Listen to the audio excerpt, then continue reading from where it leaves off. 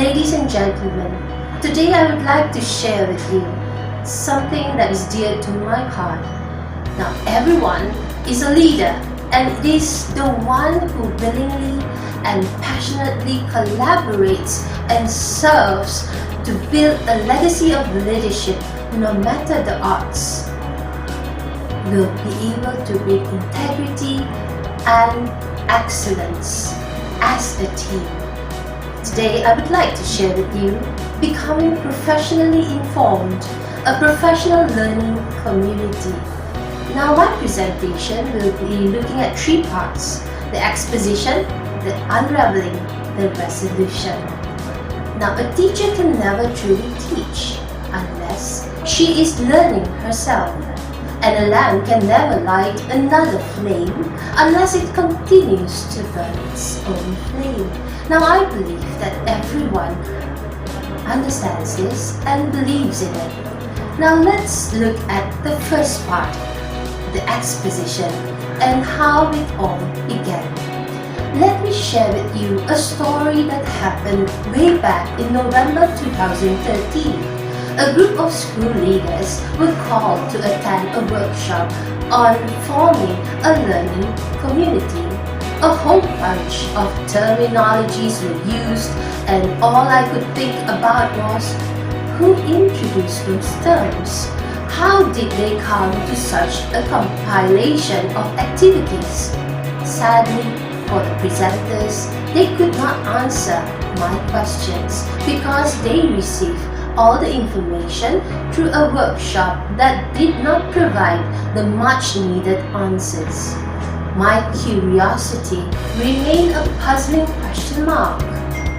Then, in late 2017, I was given a number of someone who was a key reference for this subject matter. I was interested in it. At last, I thought to myself, I would have answers to my puzzles. But unfortunately, it would appear I was not asking the right questions. I did not get the answers to my questions.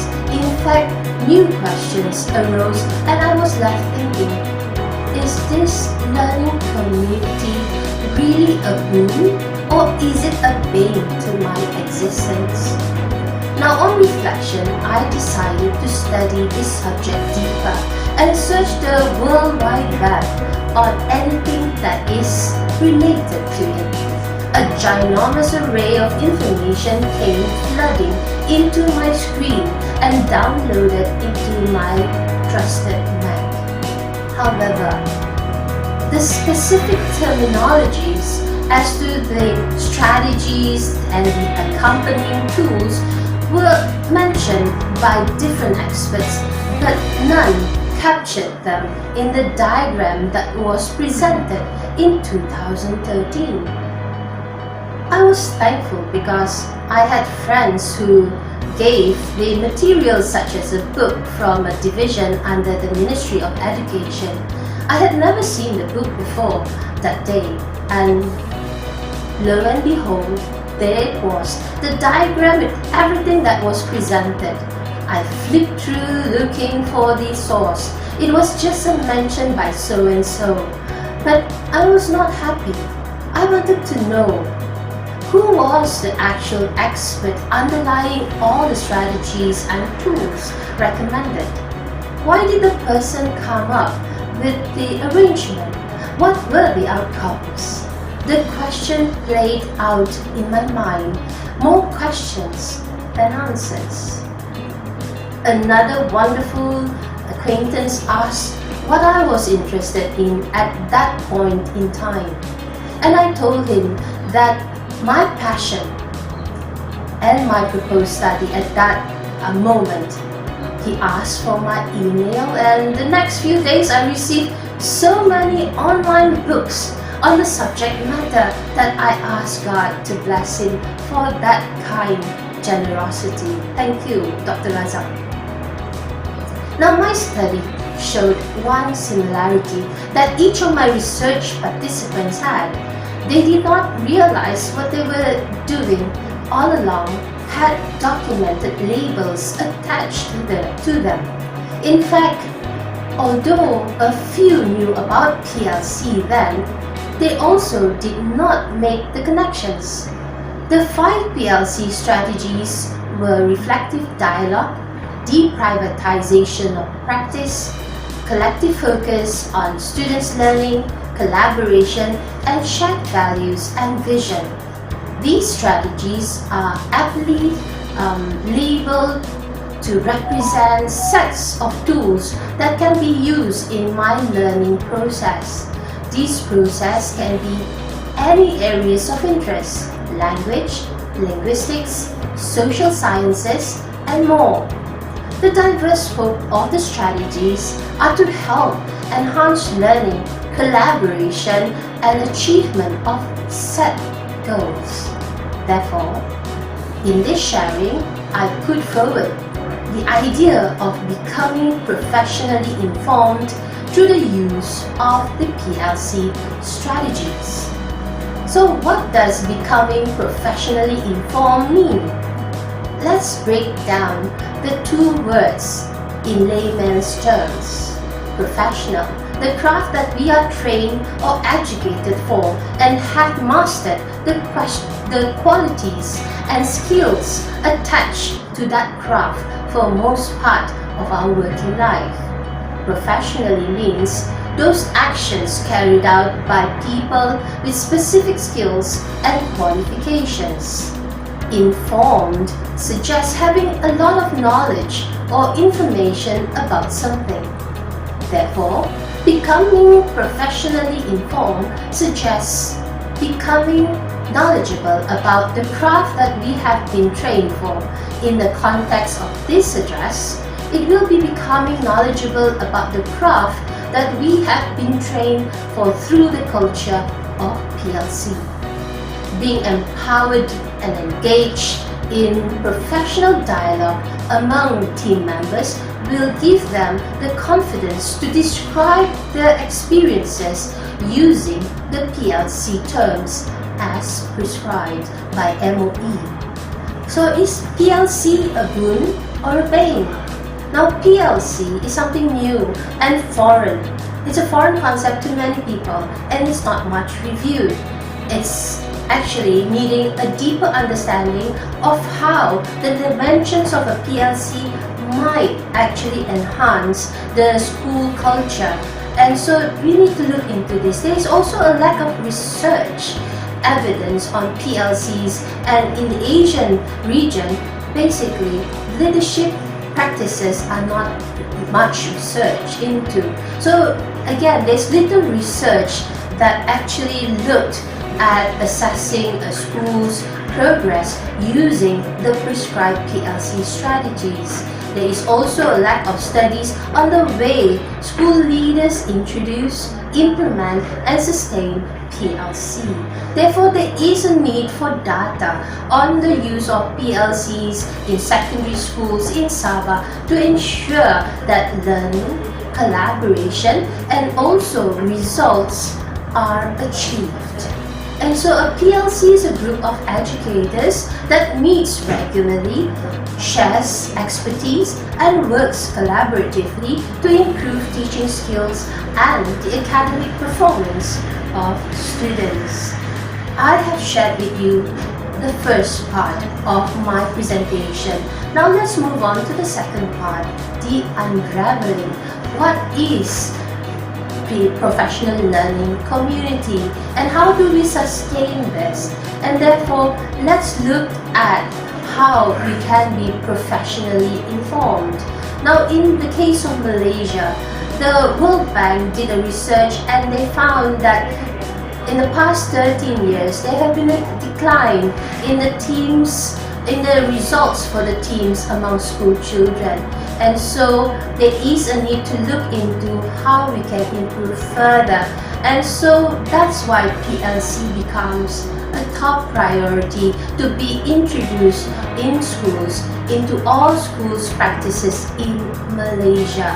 And so it should be a school-based initiative it's part of the professional development. Now, in the case of China, Hong Kong, Taiwan, as well as Singapore, they have also introduced PLC, but they have practiced it in different ways to suit their context. And so let's take a look at what and how PLC has transformed through the ages. And we need to look at the Anglo-American background. And so it all started in 1981 through the National Commission of Excellence in Education, whereby they found that it is a nation at risk, and so they need to do something. Now, why is the nation at risk? Because they found that in schools there was no collaboration, and basically everybody was very protective of their teaching and learning strategies, their methodologies, and there was no sharing at all. And so they actually looked at SONJ, learning organization, to look for the answer. And so they found that looking at collaboration and looking at a whole lot of dimensions for PLC, they found that something does work.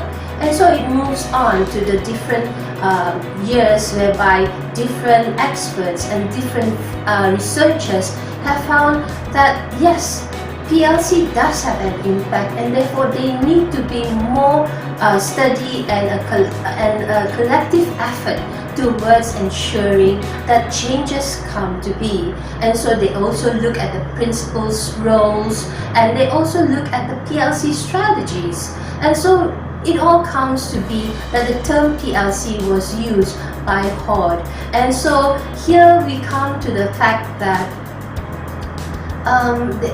for continuous improvement to happen and to be maintained, therefore there need to be a collaborative effort from all parties.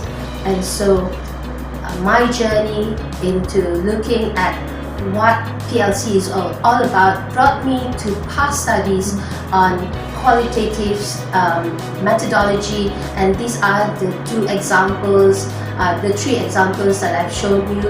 And also from SABAH itself, we have one study by Ansari and Pang.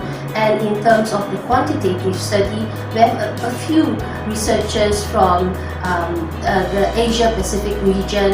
And so these are the things that we need to look into.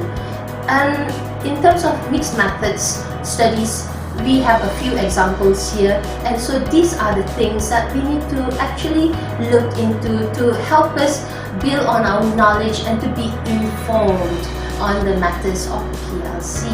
And there is also one research which is just a literature review, and the whole study is based on the historical background of PLC itself.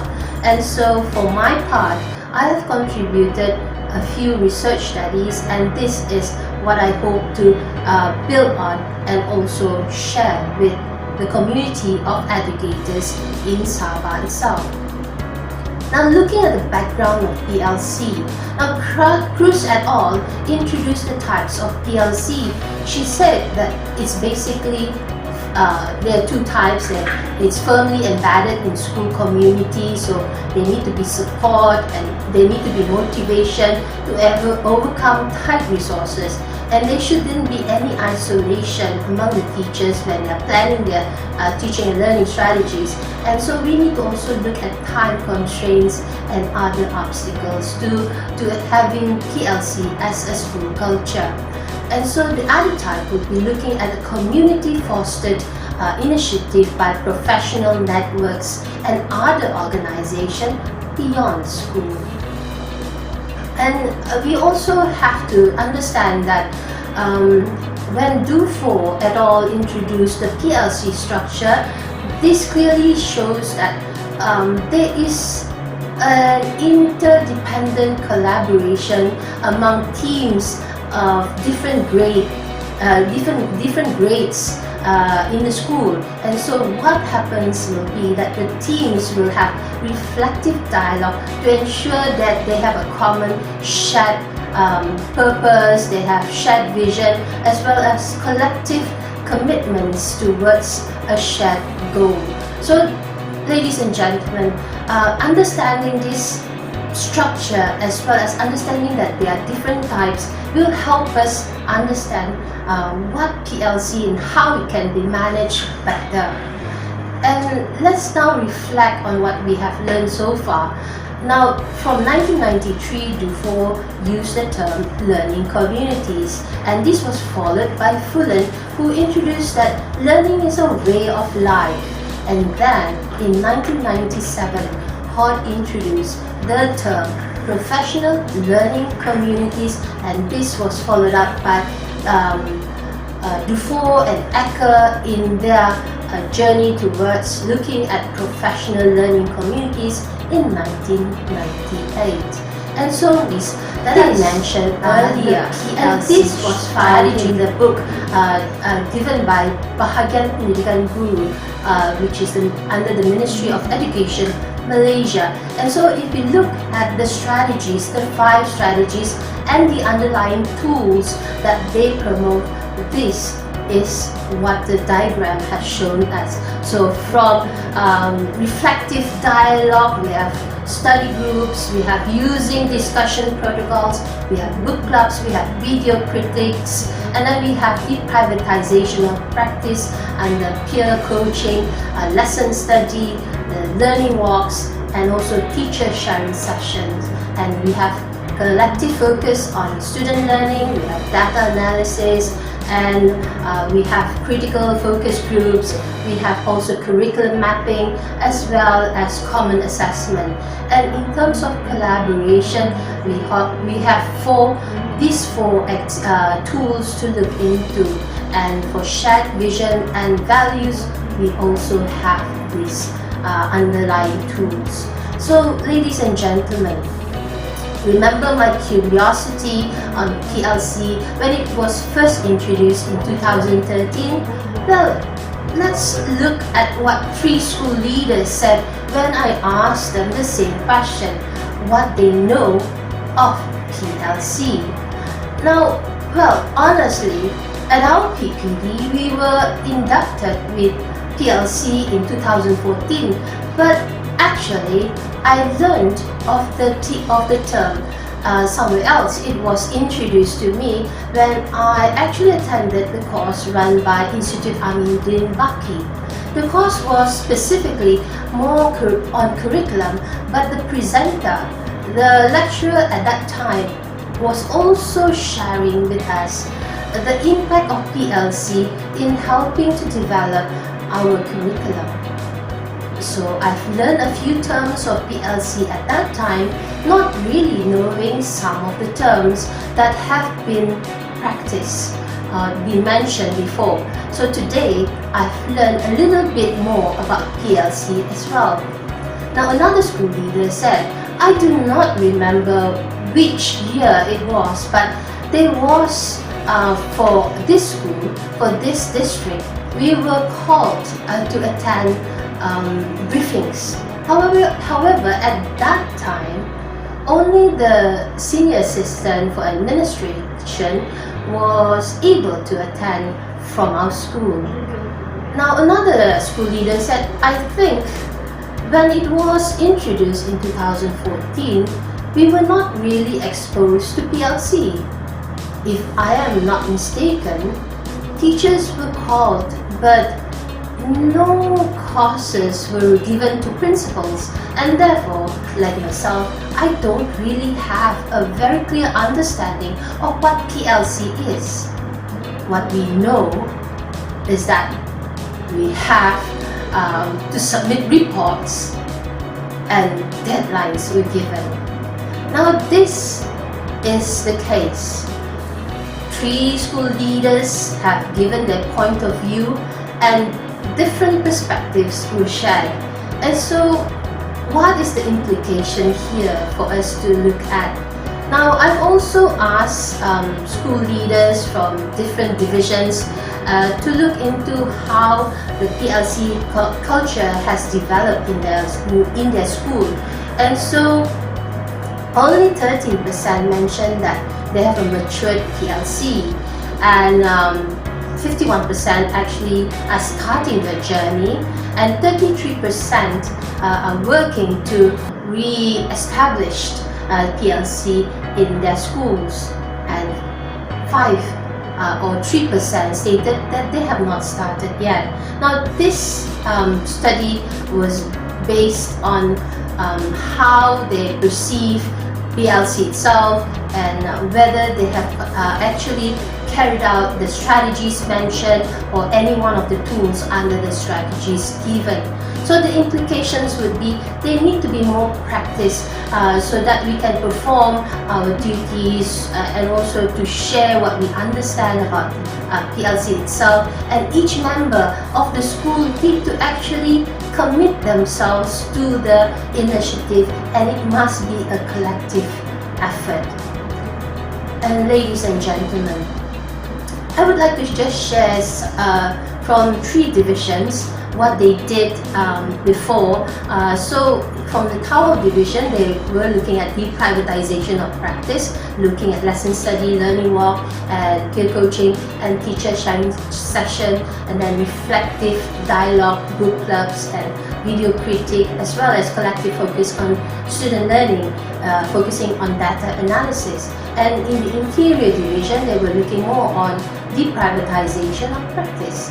Now from the West Coast, they are looking beyond that, because they are looking at high impact practices for example, for the Malay language, looking at how they can use composition to help students improve on their writing. And so there are many different activities and initiatives done by all the divisions, and SABAH, I am proud to say, has continued to show very good progress on the PLC culture.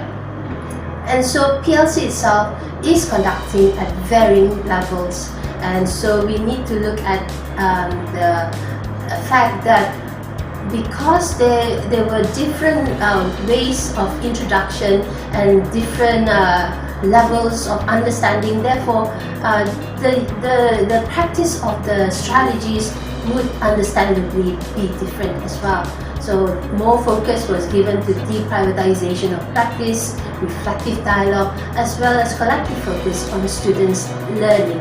And then we also need to look at how we can share PLC, the progress that they have made, and so we need to ensure that schools are able to get their hands at the reports so that they can learn from others as well. Now this is something that is lacking at this moment, so we need to ensure that schools actually are given the resources to ensure they improve on their understanding of the initiative.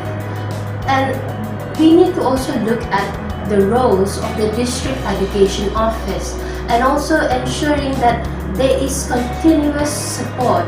They need to be the initiator of change. They need to ensure that they review the process, and so they need to enable others to act in terms of how to monitor the progress. And we need to also look at the expert support.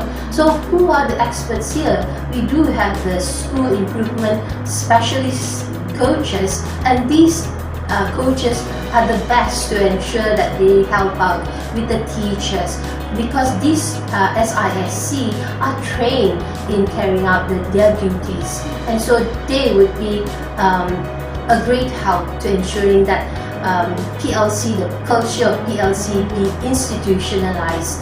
And so they need to be promotion of research on PLC itself, so that we learn from the best. Okay, so that therefore we need to look at the PPD and also how they can come together and ensure that continuous professional development is maintained and the reach to everybody is also wide. Okay, so now if we look at professional learning and what we need to do, we need to sit down and think about it, and to plan the action for future PLC initiatives, so that there is a continuous effort to ensure that it is sustained in the schools themselves. Okay, so now, if you look at the school leaders' roles, there is a list that was derived from the themes that were mentioned in the study that I performed. And so this list, looking at it, it's actually very wide, okay, and it shows that the school leaders need to understand and actually participate actively to assume the varied and multiple roles in ensuring and in creating the PLC culture. They need to be increased awareness to enhance informed knowledge on PLC itself, and they need to be better understanding so that it leads to better sharing and improved teaching. Now, school leaders need a refresher course on PLC itself. Now, I'm not sure how far this has been done, but there has been effort for sure. And you hear people mentioning PLC is being done, oh, our PLC is like this. But do people really understand what PLC means? Because remember, on reflection, in the earlier days when I asked people, what do they understand by PLC? They say it was actually attending courses. Now, ladies and gentlemen, you know that that's not the case. Okay, it goes deeper than just attending courses. All right. So now, I would recommend studies on these 5 aspects, because if we are to look at how we can move from here, okay, from PLC today to tomorrow, therefore we need to create more understanding, and this will come from conducting studies on different levels. And these are my suggestions for those who are interested. Now, the most invaluable resource that all teachers have is each other. Without collaboration, our growth is limited to our own perspective. And so, I believe that we need to look at what we can do. And so, remember, we need to document our journey so that we also can reflect and also share our best practices. Now, in the Institute of Teacher Education GAYA campus, we have a lot of initiatives on professional learning community. For example, we have dedicated every Thursday morning to actually have PLC sessions in the various departments, and then for each month on a Thursday, we will ensure that we come together and share those best practices from the varied different departments. And so these are also examples from SABAH itself, from the success stories from SABAH. And so the first one that I would like to highlight will be the I-Sensei. This was introduced in 2021, and I was happy to be called as a member. And what we did was to ensure that we come together and we discuss issues, and we discuss the best plan of action. And so I-Sensei stand for I search for and seek for education information. And so that's a wonderful journey to take, and I do hope that my sharing today will inspire school leaders to look at their practices, their current practices, and to look at how they can improve on their PLC initiatives. And today itself, okay, yesterday and today under ICLALIS itself, we have 4 different units coming together. We have UMS, we have GAYA, we have Kent, and we have SAY International coming together. So isn't this wonderful? We are sharing our best practices, and this is the way forward for education. Yes, we know that online learning is the way to go now during this pandemic, but we need to also look at how we can harness our expertise and how we can move on from here to ensure to ensure future teachers are also brought into the picture, and they will also benefit and learn and also think of creative new ideas for future generations to benefit. Ladies and gentlemen, I've come to the third part of my sharing, which is on the resolution. We do know that creating a PLC culture is not easy, but it's not impossible. First of all, we need to ensure that everyone understands the theory underlying PLC itself, the concept itself. And then once we understand the concept, we need to ensure that it is transferred or transformed into practice. There's no point for us to understand what is PLC, but do not practice it well. And when you say well, it is not just, oh, what PLC have you done? Oh, we attended courses. No, that is not the answer. We need to have people who are informed as to the strategies and to the tools. You may have different strategies, you may have different tools. The point is that you are able to introduce them and to talk about them and to ensure that you can share your ideas professionally to others. So that is what I'm trying to highlight here. And for school leaders, your job is very crucial. I know you have a whole lot of things to do, but try to focus on how we can improve on introducing, on promoting, and ensuring that PLC become a culture in your school. Because if it is started, it is practiced, then you will have a whole lot of answers to challenges that you face in the teaching and learning process. Now for JPN, PPD, for the State Education Department, for the District Education Officers, and for the SISC+, we need to ensure that we have a joint effort to ensure that we plan well for our school leaders as well as for the teachers. And for us in the Institute of Teacher Education, we need to look beyond. We need to not only see our role as the trainers for the teachers in the current school system, but we need to also look at our students, the pre-service students. We need to also induct them so that they understand what the PLC culture involves and what it means, so that they might be able to practice that when they really are placed in the schools. Alright, so now how do we sustain? I've been talking about how we can sustain, and ICLALIS itself is a means to ensuring we sustain by sharing our best practices. So continuous professional development in whatever forms they may come will help teachers and will help educators ensure that we continue to help PLC develop and become something that might help us find the answer to improving students' performance.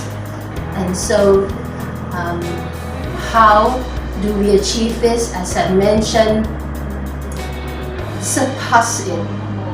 We need to serve with passion and integrity as a team, because we need to surpass all challenges, because together everyone achieves more.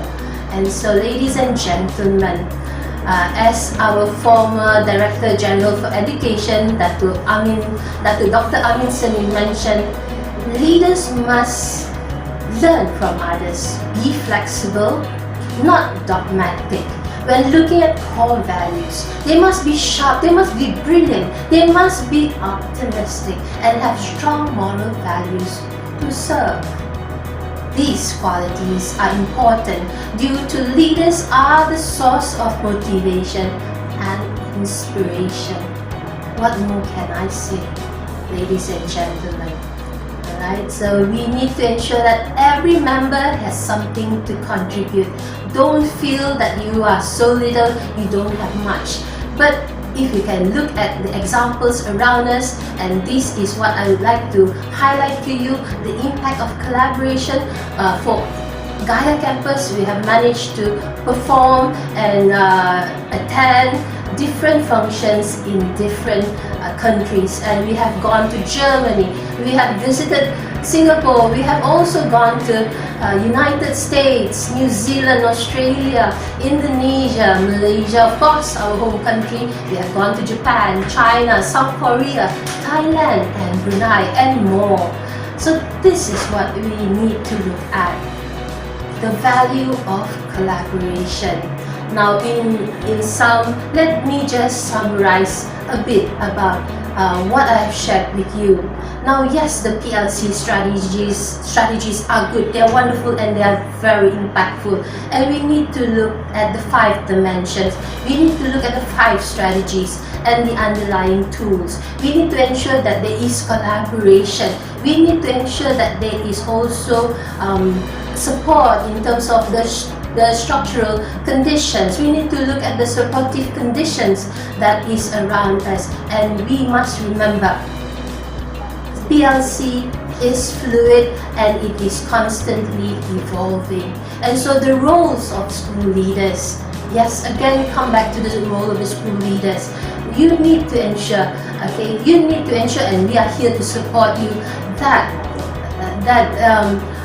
there must be empowerment, there must be a commitment, as well as there must be support, expert support in terms of the technical support for PLC to become a culture in your school. There must be also collective responsibility and collegial coaching, and definitely this leadership need to be distributed. That means everyone in your school, in your surrounding, in your community is a leader.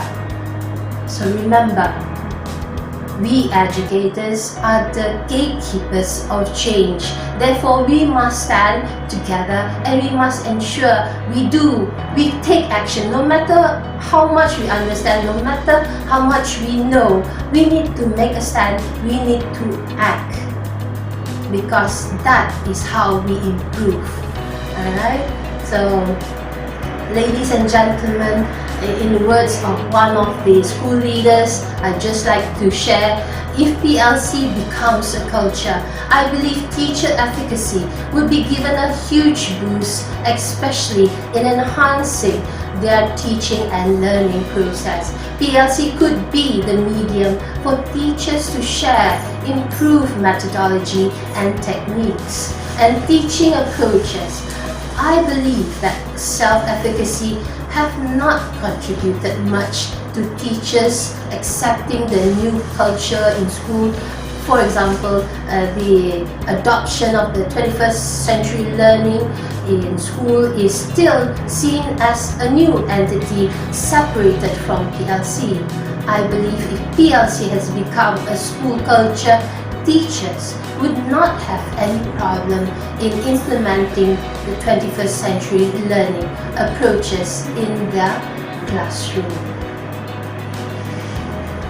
On the last note, PLC is a school culture that encourages collaborative teacher learning to enable continuous improvement to practice. With that, ladies and gentlemen, thank you very much.